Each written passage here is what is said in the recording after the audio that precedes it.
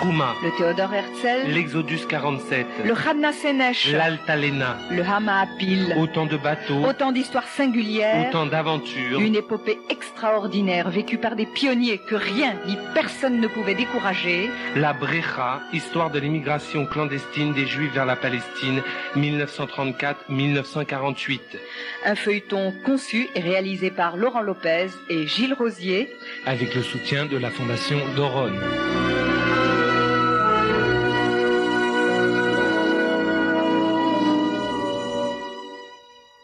S'il vous en souvient, dans notre dernier épisode, nous vous avons relaté la vie des immigrants déportés dans les camps de l'île de Chypre. Isaac Abrahami vous a raconté comment, durant cette période sombre, les exilés ont affronté l'adversité avec courage. Leur détermination était grande, rejoindre à tout prix les rivages de la Palestine. Loin de dissuader les candidats au départ et de décourager les membres du Mossad, les mesures coercitives anglaises engagent les uns et les autres sur la voie de la résistance passive et de l'ingéniosité. En 1946, 12 000 personnes entreront clandestinement en Palestine. Les Anglais déportent les rescapés de la Shoah? Eh bien, soit. Nous submergerons l'autorité mandataire par l'envoi massif de nouveaux émigrants. Tel est le nouvel objectif du Mossad en cette année 1947. Aujourd'hui, nous allons vous raconter l'histoire de ce vieux Rafio, le président Warfield, alias Exodus 47, acheté par Zev Shin dans le port de Baltimore. Son épopée le rendra célèbre de par le monde entier. Pour vous, un témoin raconte. Jacques de Rogy, vous avez vécu en direct l'affaire Exodus. De surcroît, vous avez écrit 2 livres consacrés au sujet. Quel âge aviez-vous à l'époque et comment avez-vous été amené à vous intéresser à l'événement? En été 47, donc je fêtais à la fois mes 22 ans et ma première année de journalisme à Franc-Tireur, journaliste stagiaire j'étais bien sûr, à Franc-Tireur qui était un journal issu de la Résistance et où le cœur alors se portait très à gauche. Je dirais que l'illusion lyrique nous faisait encore croire au lendemain qui chante, et dans le fond, pour nous, soutenir l'aventure clandestine des rescapés des camps de la mort, qui tentaient de forcer le blocus britannique de la Palestine, dont on venait de parler, à bord de ratio de fortune, c'était un peu une manière de prolonger le temps du maquis et de combattre finalement le dernier impérialisme dominant la Méditerranée, c'est-à-dire l'impérialisme britannique. Alors moi, personnellement, je vais vous dire, j'étais élevé hors de la tradition qui maintient en équilibre le violon sur le toit. J'ignorais tout à ce moment-là, comme la plupart de mes confrères d'ailleurs, des tenants et des aboutissants de cette lutte assez originale finalement de libération nationale. Mais je crois qu'avec l'exodus, le sionisme cessait d'être pour nous une idéologie lointaine pour devenir sous nos yeux cette épopée d'immigrants cherchant à aller s'ancrer dans la patrie millénaire de leur mémoire. Alors les gens se sont embarqués sur un bateau. Ce bateau avait déjà eu une histoire un peu mouvementée. Est-ce que vous pouvez un peu nous rappeler cette histoire? Ce bateau, c'est le plus gros bateau qu'avait jamais lancé le Mossad jusqu'à présent. Il avait été acheté aux États-Unis dans au port de Baltimore, dans un cimetière de bateaux à la casse. C'était un vieux vapeur construit en 1928 comme vapeur de rivière pour remonter notamment le cours du Mississippi ou traverser la baie de Chesapeake. Et donc, il a été lancé en 28. Il avait à ce moment-là, je crois, 300 places de nuit ou 500 places de jour. Il servait pour des croisières, pour des, comment dirais-je, des voyages de lune de miel, pour les mariés, etc. Et alors, ce bateau avait eu quelques aventures. Une fois, je crois qu'il a été pris sous le feu d'un garde-côte au moment de la prohibition aux États-Unis parce qu'on pensait qu'il pouvait servir dans son cabotage au trafic d'alcool. Et puis il a poursuivi comme ça sa carrière pacifique jusque en 1942 où il a été mobilisé pour servir, si vous voulez, à convoyer, enfin à escorter les convois de ces bateaux qui allaient forcer le blocus allemand pour ravitailler la Grande-Bretagne. Donc il faisait partie, si vous voulez, de toutes ces convois qui avaient des liberty ships, etc. Et donc on a dû transformer déjà à ce moment-là, effectivement, le couvrir d'une espèce de blindage, de carapace pour échapper au sous-marin allemand. D'ailleurs, il a failli être torpillé une fois par un sous-marin allemand. Et il a fait comme ça la traversée. Il a participé à ce qu'on appelait la bataille de l'Atlantique à l'époque. Et ensuite, il a servi de navire de soutien en 44 au débarquement en Normandie, en juin 44. Et il a terminé d'ailleurs cette carrière glorieuse dans le port du Havre. Et ses officiers ont été décorés à l'époque. Et puis, il a été ramené en 45 vers sa patrie d'origine, c'est-à-dire les États-Unis d'Amérique. Et en 46, finalement, il a été réformé, déclassé, et puis mis parmi les navires à la casse qui étaient vendus à des ferrailleurs ou à des compagnies qui essayaient de les retaper. Et notamment, il a été racheté, alors faut dire ça, en 46, je crois que c'est au mois de novembre, par une compagnie qui s'appelait Weston Trading Company, qui servait en réalité de couverture au Mossad. Décidé à ce moment-là à aller chercher des bateaux de plus grande capacité que ceux qu'il avait lancés jusqu'à présent à travers la Méditerranée depuis 1945. Jacques de Rogy, étrange destin de ce bateau qui est marqué à la fois par la liberté et puis aussi qui a essuyé le feu d'un garde-côte américain, comme vous nous le disiez. Alors comment la Haganah s'y est-elle pris pour sortir ce bateau de la Réforme et le transformer en bateau de la liberté pour ces gens qui fuyaient l'Europe et les cauchemars de l'Europe? Il a fallu évidemment le retaper, le restaurer autrement qu'il n'était. Alors le prétexte, c'était, la compagnie disait qu'elle achetait ce bateau pour aller faire du cabotage en mer de Chine. C'était l'opération de diversion, si vous voulez, pour essayer de tromper la surveillance britannique qui pouvait s'exercer même aux États-Unis. Et donc, on a mis des cartes de la mer de Chine à bord de la cabine du capitaine, etc. Et ce bateau est sorti. Alors, il fallait lui trouver un pavillon de complaisance. Ça a été très difficile. Et finalement, c'est le Honduras. Vous savez, ces petits pays d'Amérique latine, on dirait que c'est leur industrie de fournir des pavillons de complaisance. Ça continue de nos jours. Oui. C'est Honduras qui a accordé son pavillon. Et donc, c'est sous ce pavillon-là qu'il a tenté de refranchir pour la première fois depuis la guerre l'Atlantique avec un équipage là de circonstances.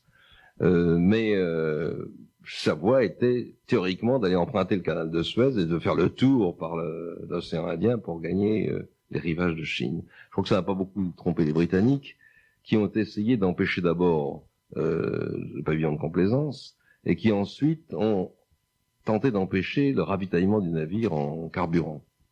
Il a fallu tout un tas de ruses pour finalement, quand le 29 mars 47, le navire a appareillé, pour gagner Marseille, au cours d'une assez longue traversée un peu mouvementée. Alors justement, c'est le roman d'espionnage permanent. Les agents de la Haganah doivent échapper à l'intelligence service, mais pour remettre le bateau en service, comment la Haganah s'y est-elle pris? À qui a-t-elle fait appel? Eh bien, d'abord, on a amené le bateau à Marseille, dans le port de Marseille, et puis je crois qu'on l'a emmené en port de Bouc pour essayer de commencer à en vider la coque complètement, à transformer, si vous voulez, ce bateau de plaisance. Finalement, c'était un vapeur de plaisance en espèce de cargo de grande traversée, puisque sa capacité va être portée à 4500 passagers, entre guillemets, parce que c'était pas le confort ni le luxe. Et mais comme la surveillance britannique était assez forte, il y avait une base de la Royal Air Force à Istres, pas très loin de là. Le Mossad a décidé de faire sortir le bateau des eaux françaises et de l'amener dans un petit chantier naval qui travaillait pour lui, près de La Spezia, à Porto Venere, un coin tout à fait charmant devant le port de La Spezia. Et là, donc, il y avait un chantier naval qui, avec des ouvriers italiens, se sont mis à vider totalement la coque et à construire notamment des espèces de casse-couchettes. Il fallait en faire 4500. Et d'autre part, monter un équipement radio extrêmement important, un équipement de transmission aussi bien interne au bateau qu'avec l'extérieur. Bon, et ça, c'était le travail, évidemment, des cadres du Mossad et de la Haganah qui se trouvaient sur place en Italie, aidés d'ailleurs par une grande sioniste italienne qui s'appelait Ada Sereni. Alors, les agents de la Haganah et ceux de l'intelligence service se croisent. Est-ce qu'il y a des rencontres parfois tumultueuses? Est-ce que Enfin, comment se passe ce chassé-croisé assez incroyable. On ne peut pas imaginer un tel chassé-croisé à l'heure actuelle. Non, mais puis vous vous rendez compte que il faut se reporter à l'époque, c'était vraiment tout de suite après la guerre, la période de reconstruction. L'Europe est encore exsangue et on manque de tout, on manque de blé, la soudure se fait pas, il y a encore des tickets de rationnement, etc. Bon, alors dans ce mouvement de l'Europe plus les masses qui se déplacent, etc. Il y a effectivement l'intelligence service qui cherche partout un peu où est la main du Mossad, etc. Alors de temps en temps, ils se croisent effectivement, par exemple à Marseille, lors de la première escale dont je vous parle, les marins du bateau, qui étaient des juifs américains pour la plupart, sauf un, on en parlera peut-être tout à l'heure, le pasteur Growell, se rencontrent sur la Canebière avec les marins d'un destroyer qui s'appelait le Mermaid, et ils ont une altercation, ils se cassent la figure, quoi. Il y a eu quelques frottements comme ça, si vous voulez. Mais les gens de l'intelligence service, eux, étaient quand même beaucoup plus prudents. Ils se montraient pas tel quel. Il a fallu qu'à un moment donné, la DST intervienne pour en arrêter quelques-uns, mais ça, on en parlera peut-être plus tard.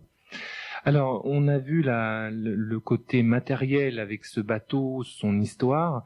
L'équipage, qui a été chargé du recrutement et qui a été recruté? Alors, pour commencer, le patron du Mossad, il s'appelait Shaul Lavigour. Le Mossad, attendez, à l'époque, Mossad Aliabeh, ça veut dire organisation de l'immigration numéro 2, c'est l'immigration illégale. C'est, si vous voulez, on pourrait dire que c'est les prémices de ce qu'est le Mossad aujourd'hui, qui est devenu simplement un service de renseignement. Simplement, enfin, je veux dire, autre chose. Bon. Et alors, Shaul Lavigour avait décidé d'envoyer chercher ce bateau, acheter même, participer à l'achat du bateau, un jeune marin frais et moulu d'un collège naval britannique, qui était un juif de Palestine, Ike Aronowitz, qui avait à l'époque 23 ans. Il avait été marin, comment dirais-je, mousse à bord de marine marchande. C'était un des rares juifs d'ailleurs qui adorait la mer, parce que c'était pas tellement porté finalement en Palestine de se tourner vers les sports de la mer, ou les métiers de la mer. Mais lui avait fait l'école du Paliam. Le Paliam, vous savez, c'était l'école maritime du Palmar, donc des unités de choc de la Ghana. Donc il avait été entraîné, plus ses études au collège naval britannique. Et donc c'est lui qu'on envoie à Baltimore chercher ce bateau. D'ailleurs, il est frappé quand il arrive par la hauteur de la cheminée et des superstructures, et par le très faible tirant d'eau de ce bateau qui est un bateau de rivière. Donc comment est-ce qu'on va faire traverser l'Atlantique? Mais après tout, il a déjà traversé l'Atlantique pendant la guerre, donc on va pouvoir le réutiliser une seconde fois. Et alors on lui flanque un équipage, donc la compagnie fictive, si vous voulez, de navigation qui est à ce moment-là à Baltimore, le flanque de volontaires qui sont soit des marins juifs américains ou des soldats juifs de l'armée américaine, des GIs démobilisés. Et donc c'est avec, je crois, une vingtaine d'hommes que le bateau va appareiller. Et parmi, alors peut-être qu'il faut en parler maintenant, parmi ces volontaires d'équipage, il y a un non-juif, je vous disais, c'est un pasteur qui s'appelle Growell. Un personnage.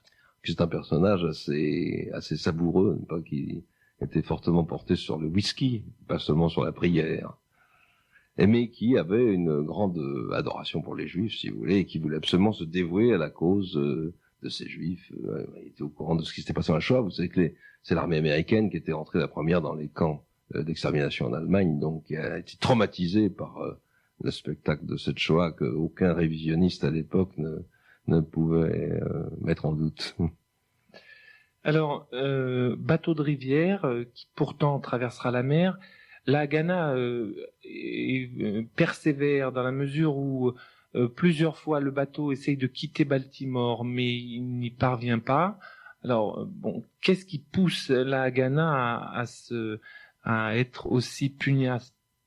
Mais c'est l'idée de déborder totalement les autorités britanniques en Palestine. Bon, vous savez que depuis le livre blanc de 1939, on va revenir en arrière, qui a été maintenu en 1945, il n'y a pas d'immigration juive possible, seulement un quota extrêmement faible, etc. Réduit à rien, quoi. Et donc, depuis la fin de la guerre, ce Mossad Aliabeh, qui avait été créé en 1939, avant la guerre, avant la Shoah, et qui a d'autant plus de raison d'être là, qui a les rescapés qui se trouvent dans les camps, sur les lieux mêmes de leur martyre en Allemagne. Il y a 100 000 rescapés qui n'ont même plus de patrie où rentrer, plus de nationalité, plus rien.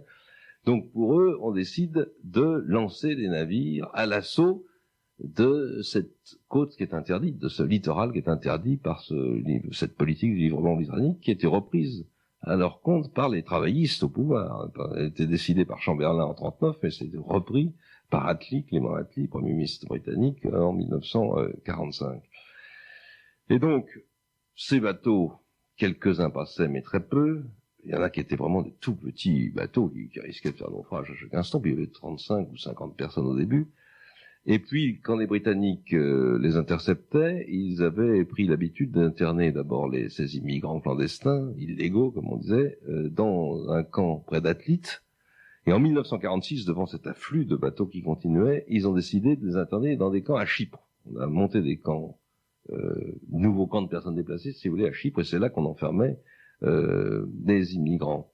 Et le Mossad a décidé d'augmenter la pression, si vous voulez, en lançant des bateaux de très forte capacité, pour finir par déborder ces camps, comme on avait débordé le camp de l'Attique, de déborder également les camps de Chypre et de mettre la Grande Bretagne dans une position pratiquement impossible. Alors c'est ce qui fait qu'on a décidé, là, de prendre un bateau qui pourrait recevoir 4500 passagers d'un coup. C'est quelque chose d'énorme.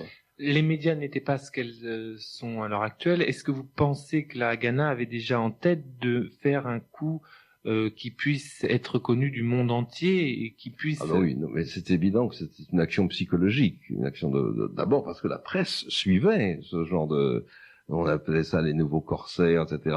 Par exemple, moi, à franc-tireur, j'avais un camarade qui s'appelait François-Jean Ramorin, qui était mon guide dans la profession, d'ailleurs mon aîné, mon mentor, si vous voulez, qui avait réussi à monter sur un bateau rebaptisé Theodor Herzl, qui était parti également du port de Sète au mois d'avril 47, donc 3 mois plus tôt, et qui avait été intercepté et interné à Chypre. C'était les derniers qui avaient été internés à Chypre. Et puis là, l'Exodus, le président Barfeld qui va devenir l'Exodus, alors ça consiste à amener, où est-ce qu'on va mettre ces 4500 qui vont s'ajouter à ceux qui sont déjà, je crois qu'il y en a... je ne sais plus combien il y en avait, 35 000, quelque chose comme ça, qui étaient à ce moment-là internés à Chypre, n'est-ce pas ? Voilà la raison pour laquelle le Mossad a décidé de se frapper ce grand coup. Et bien entendu, ça allait avoir un retentissement dans le monde entier. Alors d'autant plus que le sort du mandat britannique sur la Palestine a été remis en cause, en discussion à l'Assemblée générale des Nations Unies depuis le printemps 47. C'est très important cette date-là. Il y a une commission d'enquête qu'on appelle l'UNSCOP, qui est désignée pour aller enquêter en Palestine, pour essayer de trouver une solution à ce problème, qui va également enquêter en Europe dans les camps de personnes déplacées, et qui va rendre son rapport au mois de septembre. C'est prévu qu'elle rende son rapport fin août, début septembre 47. Là, on va se trouver en pleine date de l'histoire de l'Exodus. Et c'est ce rapport qui va déterminer finalement la grande délibération de l'ONU sur le sort de la Palestine, qui va se terminer par le vote du 29 novembre 47. Par conséquent, l'impact de l'affaire de l'Exodus va être gigantesque, d'autant plus qu'il va y avoir, là, à mon avis, plus que le crime, la faute des Britanniques, dont on parlera plus tard.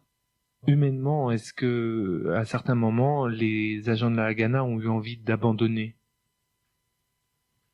Non. Non, je ne pense pas. Il y avait un problème, c'était le choix. Est-ce qu'on allait choisir et sélectionner des gens qu'on allait envoyer là-bas, de jeunes gens vigoureux, par exemple, ou bien une espèce d'échantillon, si vous voulez, de ce que représentait la population des camps de personnes déplacées. C'est cette option qui a été prise. C'est-à-dire qu'on va rameuter d'une vingtaine de camps de personnes déplacées d'Allemagne, 4500